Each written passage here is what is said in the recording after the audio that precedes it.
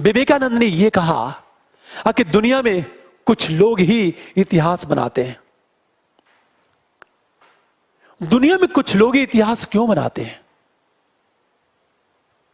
क्योंकि कुछ लोग ही अनुशासित होते हैं।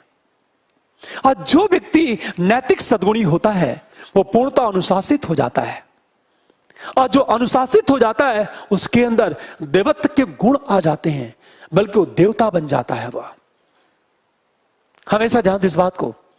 और जब देवत्व के गुण आ जाते हैं तो बेशक वो इतिहास बनाता है। इसलिए विवेकानंद ने कहा है कि इतिहास कुछ लोग ही लिखते हैं, क्योंकि वो लोग इतिहास लिखते हैं या इतिहास बनाते हैं जो अनुशासित होते हैं। हमेशा, चाहे वह विवेकानंद की बात करें हम लोग, चाहे गांधी की बात करें, चाहे हम टैगोर की बात करें, हम टैगोर की बात करते हैं, चाहे डॉक्टर राधा कृष्णन की बात करें, चाहे हम जाकिर हुसैन की बात करें, दुनिया के जितने महान लोग हैं वो सब के सब नैतिक सद्गुणी हैं, क्योंकि ये लोग अपने आप को अनुशासित कर लेते हैं। अनुशासित। विवेकानंद ने बहुत अच्छी बात कही है। एक शब्द है ईश्वर। ये ईश्वर शब्द है, ये बना ईश से, और ईश का अर्थ होता है अनुशासन।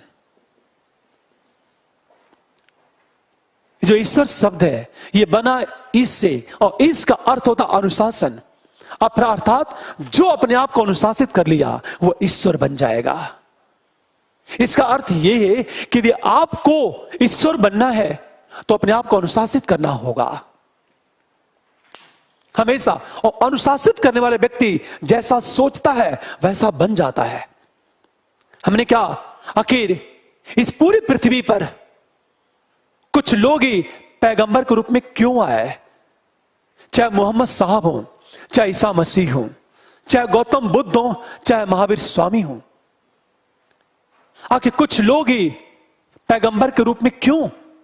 क्योंकि कुछ लोग ही अपने आप को अनुशासित कर पाए।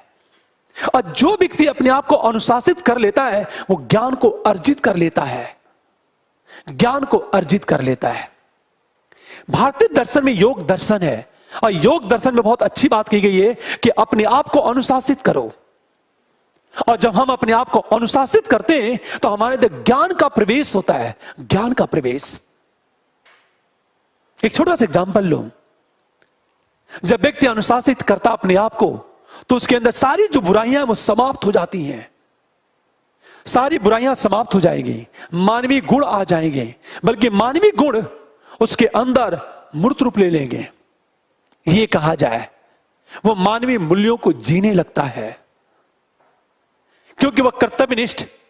और जब व्यक्ति मानवीय मूल्यों को जीने लगता है तो स्वाभाविक है दूसरों के दुख में दुखी होता है और दूसरों के सुख में प्रसन्नता का अनुभव करता है। वो जीता भी है तो दूसरों के लिए जीता है, वो रोता भी है तो दूसरों के लिए रोता है। आखिर ऐसा क्यों होता है? और कुछ लोगों के साथ ही ऐसा क्यों होता है? क्योंकि इस पृथ्वी पर कुछ लोग ही ऐसे होते हैं जो अपने आप को अनुशासित करते हैं। हमेशा ध्यान दो, जिन्हें हम कहते हैं ईश्वरीय रूप कहते हैं।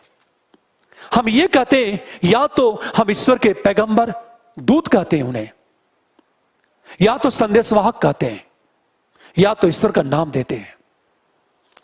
चाहे गौतम बुद्ध हो, चाहे महावीर स्वामी हो, चाहे मोहम्मद साहब हो, चाहे ईसा मसीह हो। एक बहुत अच्छी बात विवेकानंद ने यह कहा, हम सब बन सकते हैं। हम मोहम्मद साहब भी बन सकते हैं, ईसा मसीह भी बन सकते हैं, गौतम बुद्ध भी बन सकते हैं, और महावीर स्वामी भी बन सकते हैं।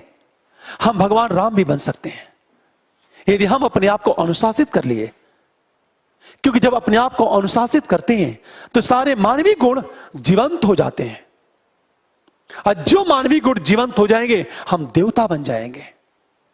और जब देवता बन गए तब हम इतिहास बनाते हैं। इसलिए बहुत अच्छी बात कि इतिहास बनाने के लिए अपने आप को अनुशासित करना जरूरी है, कर्तव्यनिष्ठ होना जरूरी है।